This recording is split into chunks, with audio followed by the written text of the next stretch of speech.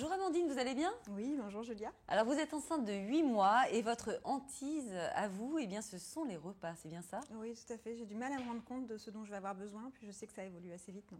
Oui, alors c'est sûr que les repas, ça évolue en fonction de l'âge de votre enfant. Alors au départ, entre 0 et 2 mois, je dirais, vous allez avoir besoin de 6 biberons de 120 millilitres. Alors pourquoi 6 biberons? Parce que c'est ce qu'il va prendre tous les jours et moi je vous conseille d'en acheter 6 pour éviter justement de faire trop de vaisselle. Après, quand il va avoir entre 2 et 4 mois, vous pourrez passer à des biberons plus conséquents, des biberons de 240 millilitres. Mais dans tous les cas, ne pas oublier, notamment les premières semaines de votre enfant, à stériliser tous les biberons. Ça, c'est hyper important. Et au niveau du type de biberon, j'aurais besoin de quoi en fait? Alors, vous savez que maintenant, les biberons, c'est devenu des objets high-tech. Les fabricants essaient, en fait, autant que faire se peut, de se rapprocher du sein maternel. Et donc, je vous conseille vraiment d'aller sur des tétines flexibles et élastiques. Comme ça, le bébé a plus de facilité pour téter. Et on a remarqué que plus la prise était fluide pour le bébé, moins il y avait de coliques du nourrisson. Donc ça, c'est vraiment très important. Okay. Après le biberon, il y a des choses à savoir Ah oui, parce qu'après le biberon, eh ben, il va y avoir la période de sevrage qui se situe entre 4 et 6 mois. Et à ce moment-là, il faut essayer de rendre les choses ludiques pour que ce soit plus facile pour le bébé de passer par cette étape.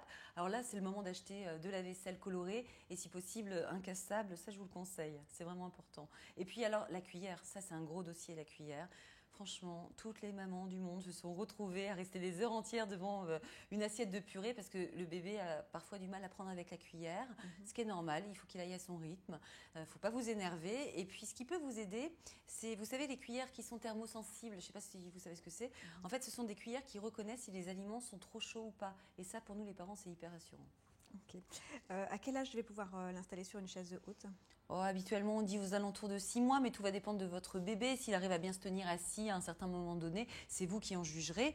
Ce qu'il faut savoir pour les chaises hautes, c'est très important, c'est l'aspect sécurité. Donc, il faut qu'il y ait un harnais avec 5 points de sécurité. Après, il y a le côté matière. Moi, c'est vrai que j'aime bien les matières naturelles, donc je vous conseillerais plutôt d'aller vers le bois. Et comme on fait de très belles choses en France, franchement, prenez du Made in France. Il y a un côté pratique aussi important parce que maintenant, les chaises hautes parfois se replient. Donc, je ne sais pas si c'est grand ou pas chez vous, mais ça peut être pratique d'avoir une chaise haute pliable. Ok, merci beaucoup. De rien.